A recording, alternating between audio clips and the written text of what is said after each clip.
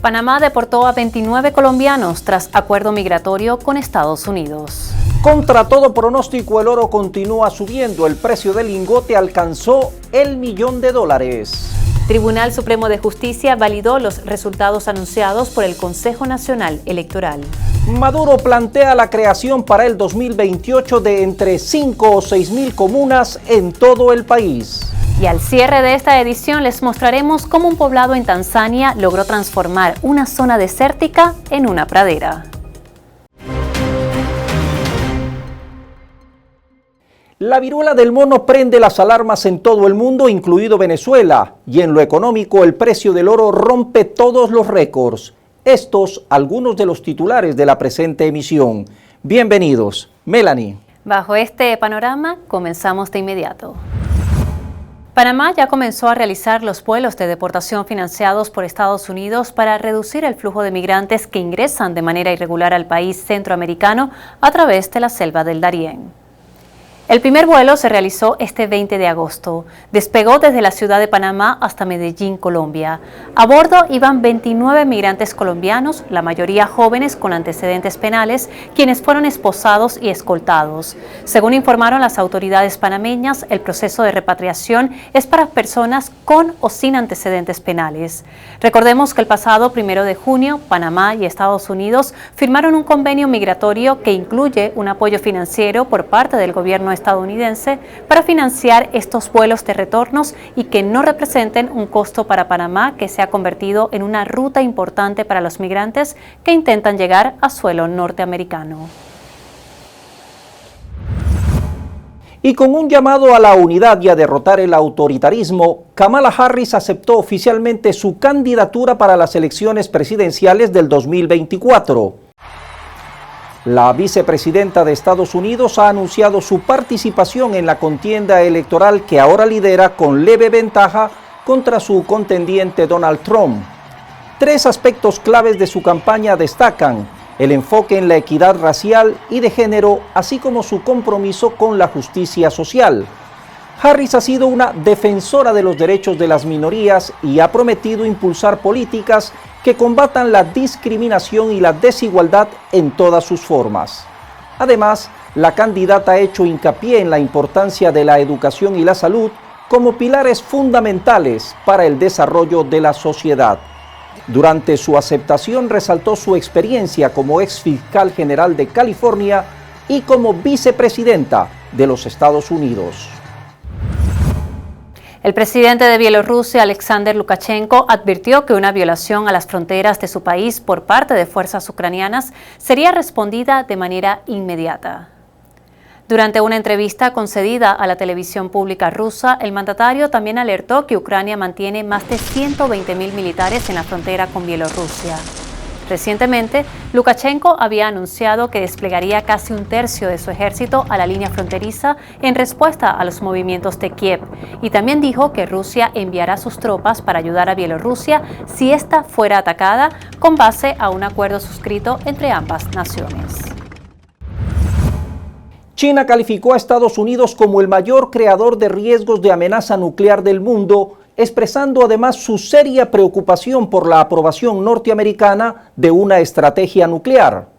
Señalan que Washington ha promovido continuamente la teoría de la llamada amenaza nuclear china, que en realidad no es más que un simple pretexto para eludir sus propias obligaciones de desarme nuclear. Destacan que la envergadura del arsenal nuclear chino es muy diferente de la del estadounidense. Vale destacar que China adhiere a la política de no ser el primero en utilizar armas nucleares que no ha firmado Estados Unidos, y además cumple de manera estricta la estrategia de una autodefensa nuclear. Y el presidente de Rusia, Vladimir Putin, dejó claro que luego de la incursión ucraniana en el territorio ruso de Kursk, ya no habrá ninguna negociación en la fase actual con Kiev. Desde Moscú han dicho que Ucrania debe abandonar sus métodos terroristas. Incluso han denunciado que planea un ataque contra la central nuclear de Kursk, que no solo colocaría en riesgo a la región, sino a toda Europa.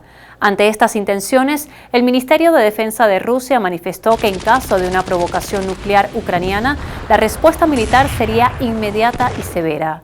Por su parte, el ministro ruso de Asuntos Exteriores, Sergei Lavrov, expresó que Ucrania no se habría atrevido a atacar la provincia rusa de Kursk si no habría recibido órdenes de Estados Unidos, según reseñó la agencia de noticias RT. Las predicciones de los medios de comunicación occidental sobre un colapso del mercado del oro han resultado poco realistas.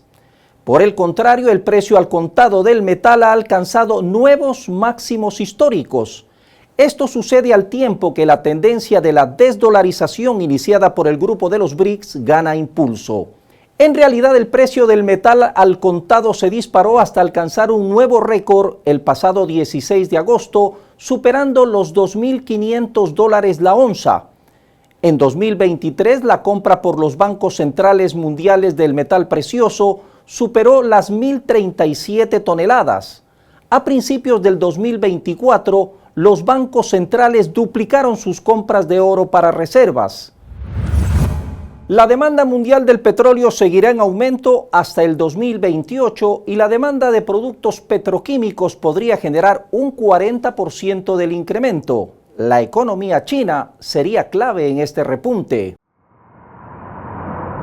A medida que la transición energética se acelera con normas de eficiencia más estrictas, aceleración de la penetración de los vehículos eléctricos y cambios estructurales en la economía, la demanda de combustibles fósiles para automóviles debe alcanzar su máximo, seguida de otros combustibles para el transporte.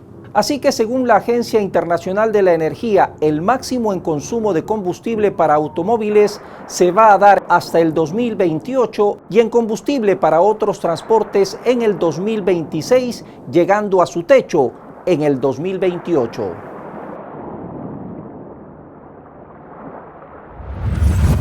Y el presidente de Colombia, Gustavo Petro, ya firmó el decreto que prohíbe la venta de carbón a Israel debido a sus acciones en la Franja de Gaza. Con el carbón colombiano hacen bombas para matar a los niños de Palestina, escribió el mandatario colombiano en su cuenta en la red social X. El decreto, que entró en vigencia el 22 de agosto, se ampara en el artículo 95 de la Constitución colombiana, que establece que la calidad del ser colombiano implica obrar conforme al principio de solidaridad social, respondiendo con acciones humanitarias ante situaciones que pongan en peligro la vida o la salud de las personas. En el mes de junio, el presidente Gustavo Petro había anunciado la decisión de su gobierno de prohibir las exportaciones de carbón a Israel hasta que cesara el genocidio contra el pueblo palestino, que se ha cobrado la vida de más de 40.200 gazatíes en los últimos 10 meses. Y la muerte de Matthew Perry trajo a colación a la ketamina, un potente medicamento encontrado en la autopsia del artista. La ketamina es un medicamento potente que se usa en los hospitales principalmente como anestésico, aunque los estudios han encontrado que es muy prometedor en el tratamiento de la depresión grave, la ansiedad y las ideas suicidas. El informe de la autopsia detalló que la ketamina tiene usos médicos y quirúrgicos como anestésico y también se la conoce como droga recreativa, principalmente debido a su naturaleza disociativa que indica desconexión entre la mente y el cuerpo. También puede tener efectos alucinógenos y psicodélicos de corta duración. En Sudán, las autoridades declararon una epidemia de cólera luego de reportar en las últimas semanas más de 350 casos y al menos 22 decesos debido a esa enfermedad. El ministro de Salud sudanés declaró la epidemia de cólera el 17 de agosto, señalando que el brote se debe a las condiciones climáticas y a que el agua potable está contaminada, aunque no precisó cuándo ocurrieron los decesos ni ofreció un balance general de las muertes y casos registrados en lo que va de año. Las autoridades informaron que ya están gestionando con la comunidad internacional y los organismos de las Naciones Unidas para obtener ayuda en cuanto al suministro de vacunas contra el cólera, una enfermedad que causa diarrea, deshidratación severa y puede llevar a la muerte en cuestión de horas. Recordemos que el país africano ha sido azotado desde hace semanas por lluvias torrenciales que provocaron el desplazamiento de miles de personas y un aumento de las enfermedades. Y Boeing afronta nuevos problemas con casi 900 aviones 787 bajo revisión, todo esto ordenado por la Agencia Federal de Aviación de los Estados Unidos tras un nuevo incidente de un vuelo de LATAM Airlines que dejó cerca de 50 heridos. El problema se debió a la desconexión accidental del piloto automático por parte de un miembro de la tripulación. Este desafío se suma a los múltiples problemas previos de Boeing con su modelo 737 MAX que han afectado su producción tras 2 accidentes graves. En semanas pasadas, un tribunal condenó a la empresa a una indemnización millonaria por la negligencia que originó los accidentes.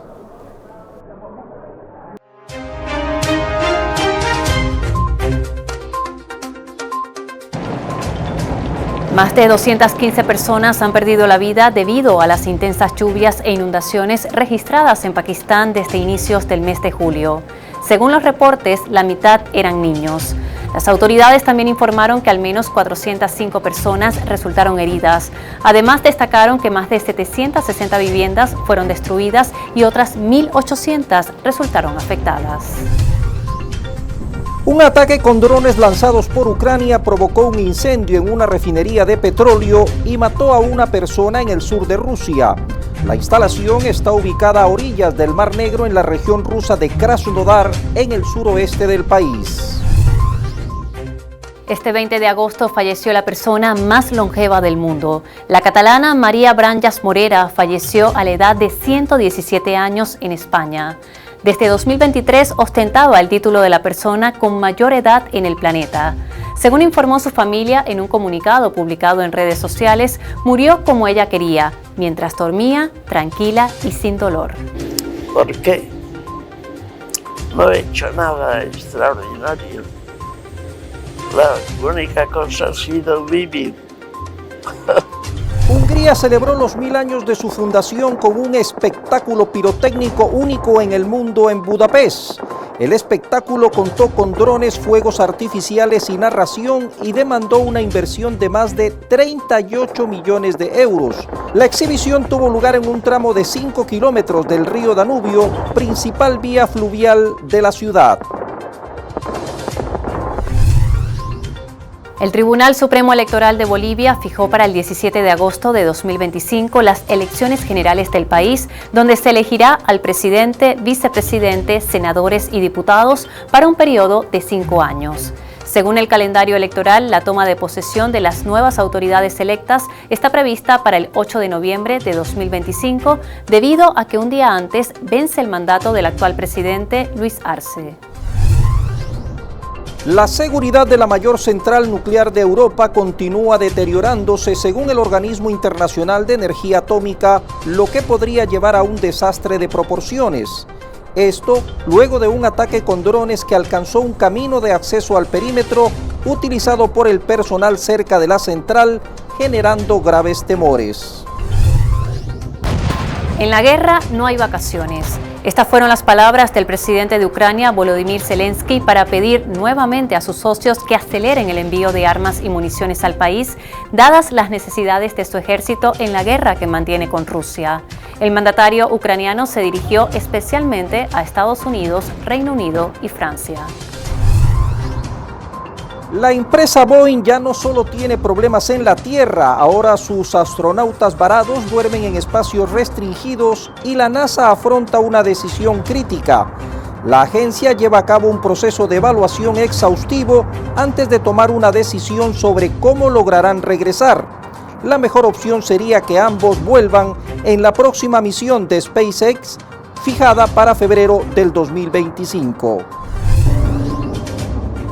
Lituania comenzó la construcción de una base militar alemana en su territorio que costará más de $1.000 millones. La base albergará a unos 4.000 militares alemanes a partir de 2027 y estará ubicada a escasos 20 kilómetros de la frontera de Bielorrusia, quien es un aliado de Moscú. Bruselas fija el 10 de noviembre próximo para la puesta en marcha del nuevo sistema de entradas y salidas automatizado para viajeros. Se trata del sistema informático para el registro de viajeros de terceros países en las fronteras exteriores. La fecha se da luego de varias postergaciones.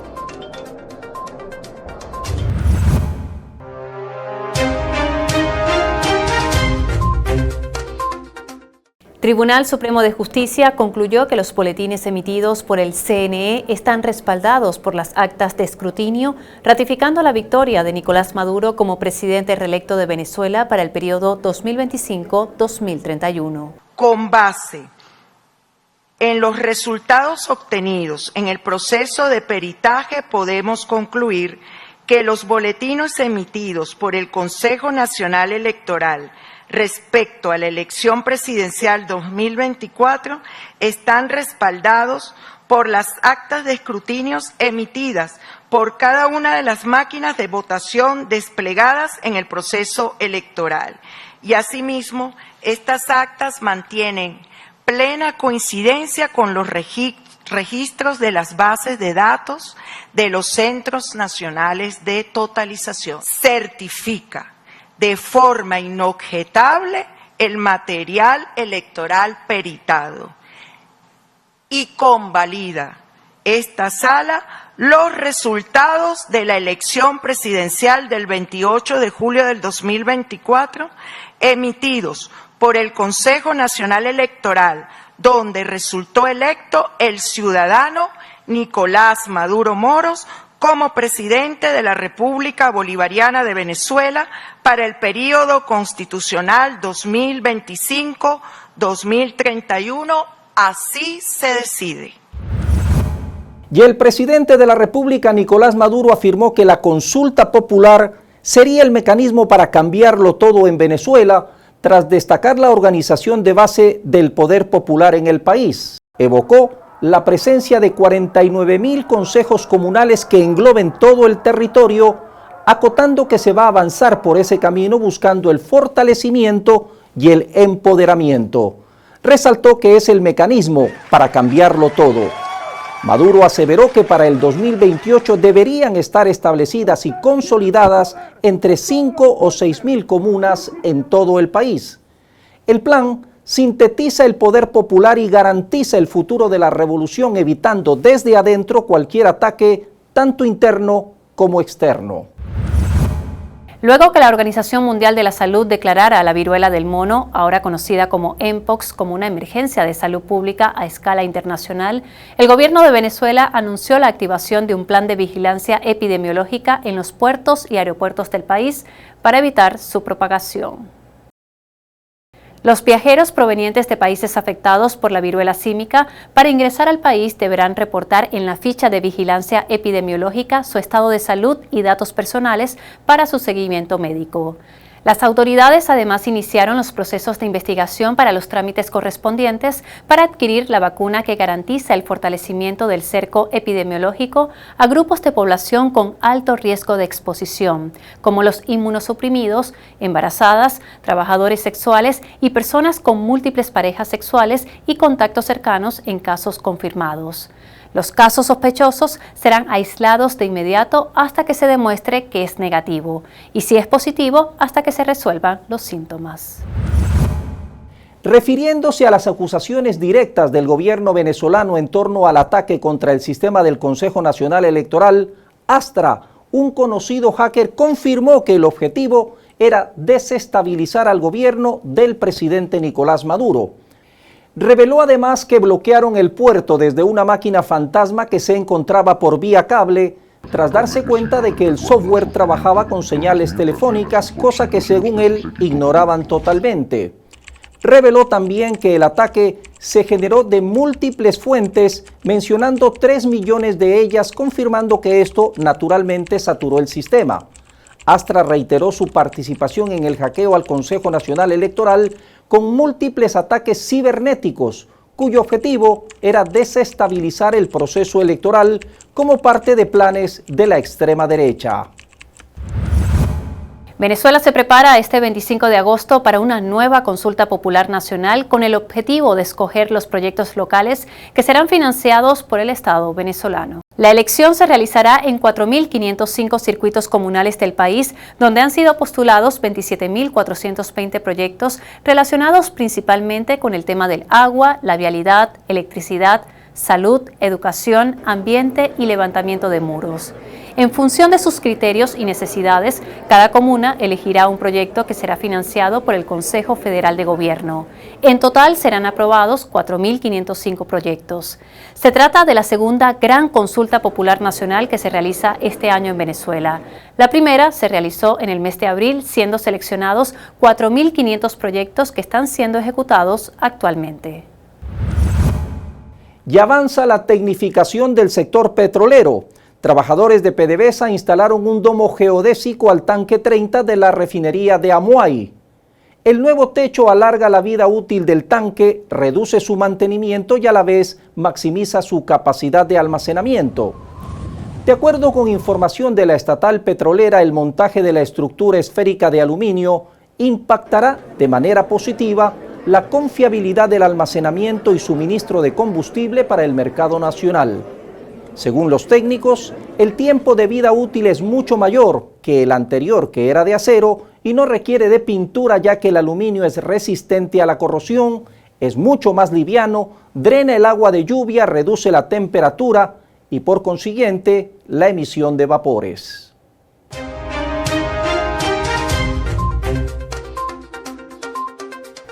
El Banco Central de Venezuela anunció la incorporación de 2 nuevos billetes al actual cono monetario. Las nuevas piezas de 200 y 500 bolívares comenzarán a circular de manera progresiva en el país. Las 2 nuevas especies monetarias tienen en su anverso la imagen de la trilogía del libertador Simón Bolívar y en el reverso la imagen en conmemoración de la batalla naval del lago de Maracaibo. El primer vicepresidente del Partido Socialista Unido de Venezuela, Diosdado Cabello, sostuvo que avanza el debate en la consulta pública del proyecto de ley contra el fascismo, neofascismo y otras expresiones similares para evitar la utilización, sin ningún tipo de escrúpulos, de la tecnología para crear esquemas de dominación.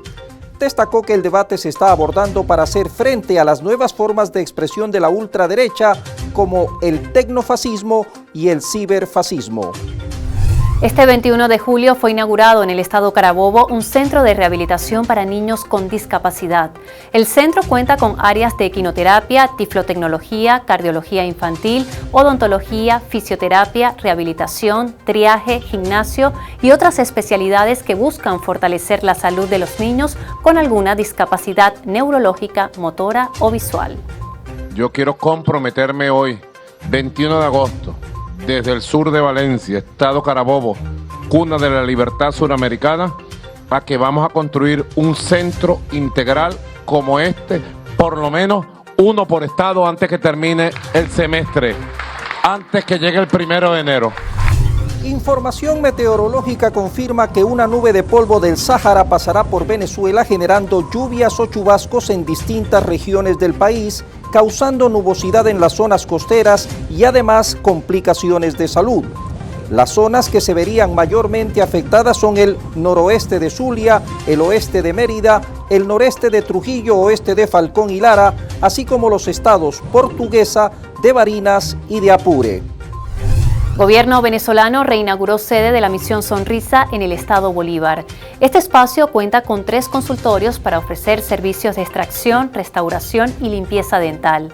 Además, es el único que posee un laboratorio dental encargado de distribuir las prótesis dentales en la región. El presidente Nicolás Maduro reiteró su compromiso en recuperar la capacidad de este programa social en el país. Y Venezuela ya tiene rivales para el Clásico Mundial de Béisbol 2026. La selección criolla compartirá grupo con República Dominicana, Israel y los Países Bajos, mientras que el 5º integrante del grupo se definirá en los clasificatorios previos. Los enfrentamientos se efectuarán en la capital del sol, Miami, a partir del 6 de marzo.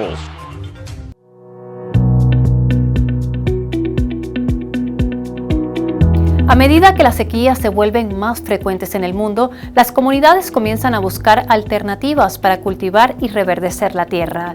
En Tanzania, por ejemplo, un poblado logró transformar una zona desértica en una pradera. Los habitantes de la región de Arusha, en el norte de Tanzania, utilizaron un método tradicional de plantación que consiste en cavar hoyos poco profundos en forma de media luna, los cuales captan y retienen el agua de lluvia, evitando que se evapore rápidamente. Al quedar el agua retenida en estos agujeros, la tierra la absorbe lentamente, ayudando a que las semillas germinen y la vegetación eche raíces. Esta antigua técnica agrícola para captar humedad, que ha revitalizado grandes áreas que antes eran muy áridas, se empezó a usar nuevamente en años recientes, ganando popularidad en las zonas desérticas de África. Una técnica simple pero muy importante que ayudará a las comunidades que afrontan graves sequías. Hasta aquí la presente emisión. Por su atención, gracias. Tengamos presente que el agua es la fuerza motriz de todo esto que llamamos tierra.